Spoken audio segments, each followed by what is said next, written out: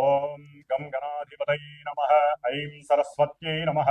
ఓం శ్రీ గురుభ్యో నమః. హరి ఓం. శరదిందు సమాకారే పరబ్రహ్మస్వరూపిణే వాసరాపీఠ నిలయే సరస్వతీ నమోస్తుతే. ఓం వాగర్ధావివ సంపృక్తో వాగర్ధ ప్రతిపత్తయే జగతః పితరో వందే పార్వతీ పరమేశ్వరో. వీక్షిస్తున్నటువంటి ప్రేక్షకులందరికీ కూడా ఈ యొక్క డిసెంబర్ మాసంలో 16వ తేదీన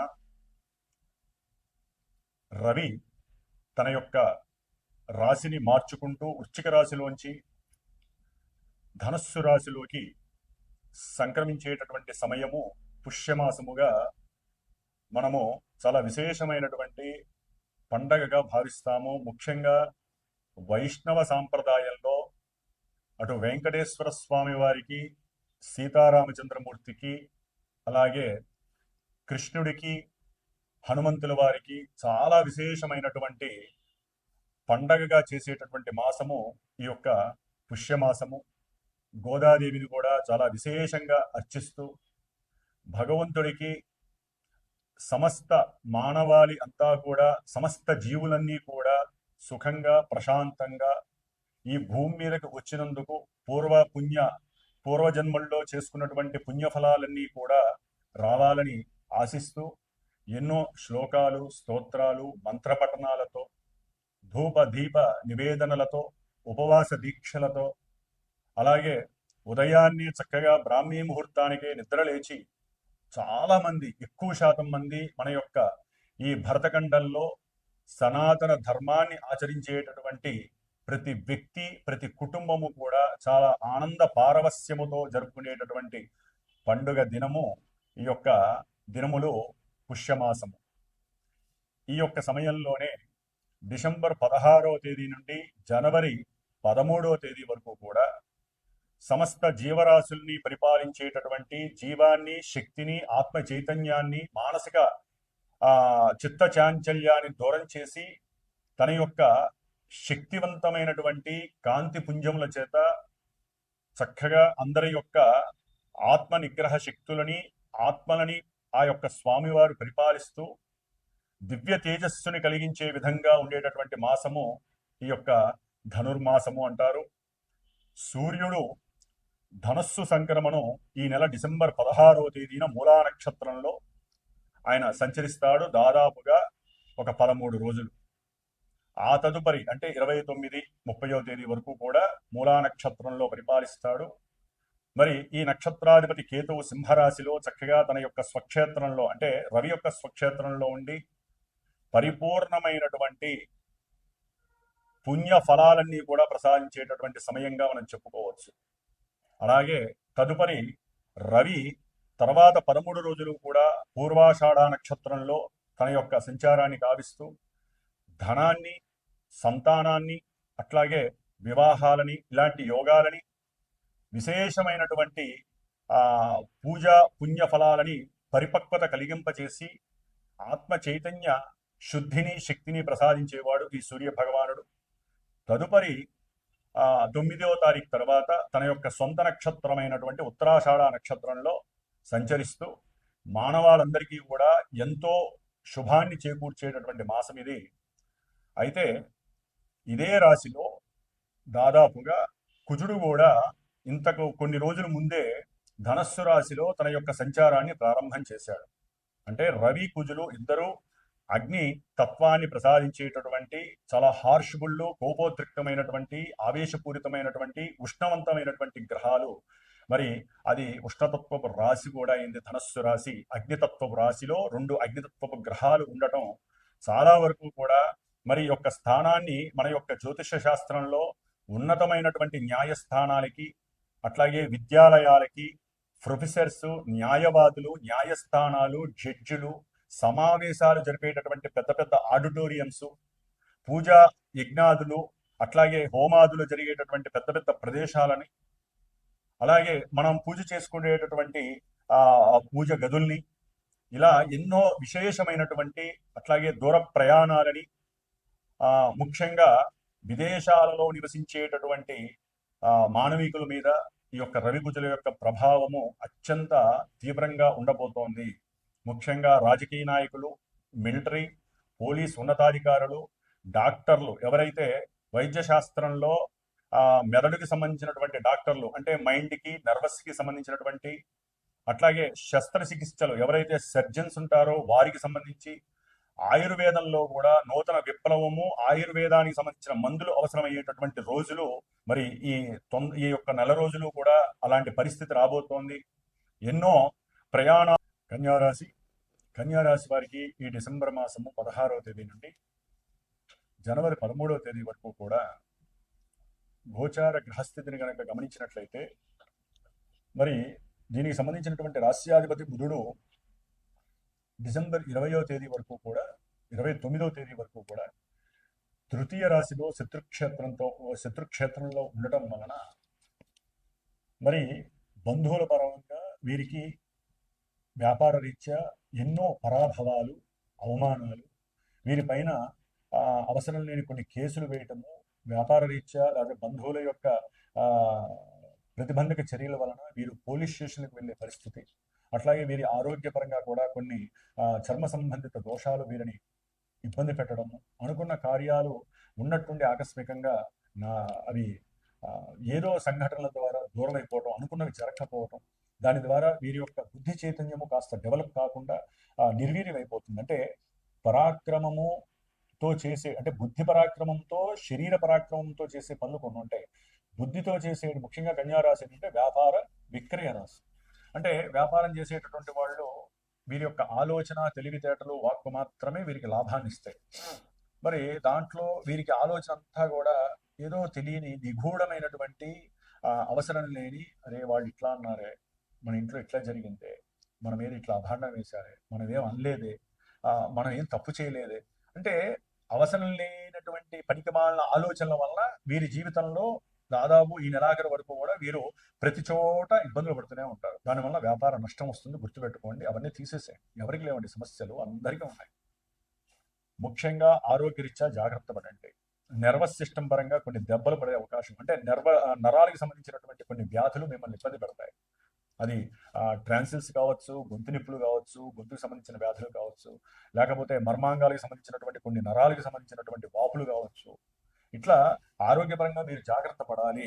తర్వాత నెలాఖరు తర్వాత బుధగ్రహ అనుగ్రహం వలన కొంతవరకు మీకు అపోజిషన్ గా ఉన్నటువంటి వాళ్ళు మీకు కాస్త గౌరవం ఇవ్వటము, వారు చేసిన తప్పు తెలుసుకునే పరిస్థితి కలుగుతుంది. అట్లాగే చదువు రీత్యా కూడా ఉన్నతమైన చదువులు చదివే వాళ్ళకి చదువు పరంగా కూడా కలిగినటువంటి ఆటంకాలు కొంతవరకు ఈ బుధగ్రహం వీరికి వీరే తెలివితేటలతో, బుద్ధితో ఆలోచించుకుంటారు. అరే ఇట్లా చదవాలి కదా, ఇప్పటి వరకు నేను వెనకబడిపోయాను, ఇప్పటి వరకు కూడా నేను కాలేజీకి వెళ్ళలేదు అని వీరికి వీరే తెలుసుకునే అవకాశము కలిగి ఉపాయంతో కూడినటువంటి కొన్ని సిచ్యువేషన్స్ వీరిని ముందుకు తీసుకెళ్తాయి. కాస్త ప్రయాణాలు, దూర ప్రయాణాలు, అట్లాగే తీర్థయాత్రలకు సంబంధించినటువంటి ప్రయాణాలు కూడా చేస్తారు. ముఖ్యంగా ఈ యొక్క కన్యారాశి వారికి సప్తమంలో ఉన్నటువంటి శని భగవానుడు, అట్లాగే వ్యయస్థానంలో ఉన్నటువంటి కేతువు. సప్తమంలో ఉన్నటువంటి శని భగవానుడు వలన పిల్లల వలన భార్యాభర్తల మధ్య కాస్త ఇబ్బందులు ఎదురవుతాయి. అంటే ఇంట్లో పిల్లలకి ఉద్యోగం ఇప్పిలేదని చెప్పి భార్య భర్తను అంటాము, భర్త భార్యను అంటాము, మీ యొక్క సహకారం దొరకలేదు పిల్లలకి, మీ వలన అసలు ఉపయోగం లేదు. ఇట్లా ఇరువురిలో ఎవరో ఒకళ్ళు, భార్యాభర్తలు ఎవరో ఒకళ్ళు పిల్లల గురించి అదొక సమస్య. అంటే వారి ఉద్యోగానికి సంబంధించినటువంటి మానసిక ఎడబాటు కూడా కలుగుతుంది వీరికి. అట్లాగే కొంతమందికి సంతాన రీత్యా ఎడబాటు కలిగే అవకాశము, అంటే సంతానాన్ని విడిచి ఉద్యోగరీత్యా దూరాభారాలు వెళ్ళి కాస్త మానసికంగా దూరంగా ఆలోచిస్తూ కూర్చోవడం, ఒంటరిగా ఉన్నాను, నేను ఒక్కనే అయిపోయాను, నాకు అందరూ ఉన్నా కూడా ఏ ఉపయోగము లేదు అనేటటువంటి ఒక ఆలోచన వీరిని మానసిక స్థిమితం లేకుండా చేసేస్తుంది. అట్లాగే వ్యాపారంలో విక్రయాలు సరిగ్గా లేవని, నేను సరిగ్గా అమ్మలేకపోతున్నాను, నాకు సరైన తెలివితేటలు లేవు, నేను ఏ ప్రణాళిక చేసినా అన్నీ కూడా నిర్వీర్యం అవుతున్నాయి, నన్ను అందరూ మోసం చేస్తున్నారు, నేను పెట్టుబడి పెట్టినటువంటివి లాభం వస్తుంది అనుకుంటే అందరూ కూడా నన్ను మోసం చేస్తున్నారు, ఇవే వాళ్ళకి జరిగిపోయినవి ఆలోచించుకుంటూ జీవితాన్ని గడుపుతూ ఉండి ఆ ఎఫెక్షన్ ఏమవుతుందంటే ఇంట్లో భార్యాభర్తల మధ్య సమస్యగా మారుతుంది. కాబట్టి మీరు వ్యాపారంలో ఉన్నప్పుడు, వృత్తిలో ఉన్నప్పుడు ఎవరి దగ్గర ఎలా మాట్లాడాలి, సంతానం దగ్గర ఎలా ఉండాలి, భార్య దగ్గర ఎలా ఉండాలి, తండ్రి దగ్గర ఎలా ఉండాలి, ఒకే మనిషి పలు విధాలుగా వినాలి, మాట్లాడాలి, దృష్టిని కేంద్రీకరించాలి, శరీరంలో వ్యక్తిత్వ ధర్మాలు పాటించాలి. ఇన్ని చేస్తేనే ఆ మనిషికి సార్థకత వస్తుంది. అవి చేసినా చెయ్యకపోయినా ఎన్నో అసమానతలు ఫ్లక్చువేషన్స్ మిమ్మల్ని జీవితంలో ఇబ్బందులు పడేస్తూనే ఉంటాయి. దానికి తోడు జాతకంలో కనుక ఈ శని భగవానుడు సరిగ్గా లేదనుకోండి, కంపల్సరీ ఎడబాటైపోతారు. అట్లాగే సంతానపరంగా కొన్ని ఇబ్బందులు ఎదురయ్యే అవకాశం ఉంటుంది.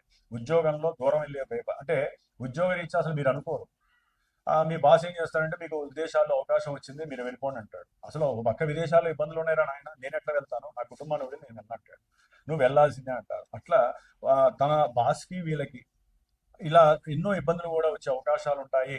షేర్స్లో కానీ లేకపోతే చిట్ ఫండ్స్ ఇలాంటి వ్యవస్థల్లో పెట్టేటప్పుడు కొంచెం ఆలోచించండి, గ్రహస్థితి బాగాలేదు.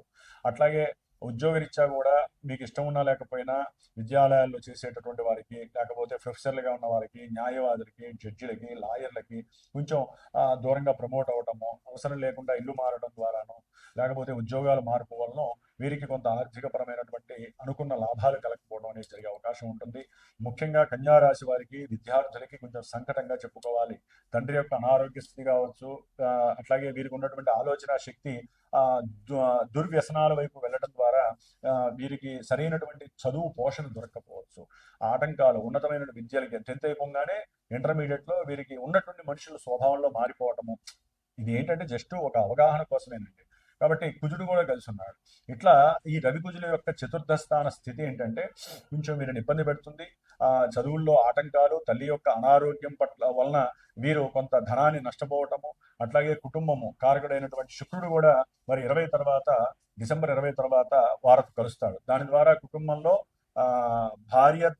భార్య లేదా తండ్రి యొక్క బంధువుల ద్వారా ఆకస్మికంగా ఒక భూమి కోసమో లేకపోతే గృహం కోసమో పిల్లల చదువు గురించో మాట్లాడుతూ లేదా ఒక దేవస్థానంలో జరిగిన సిచ్యువేషను, లేకపోతే ఇంట్లో పూజలు చేస్తూ ఉన్నట్టుండి వారి మధ్య భగ్గుమని వివాదాలు వచ్చే అవకాశం ఉంటుంది. అవసరం లేని పరికమాల గొడవలన్నీ వెలకే కావాలి.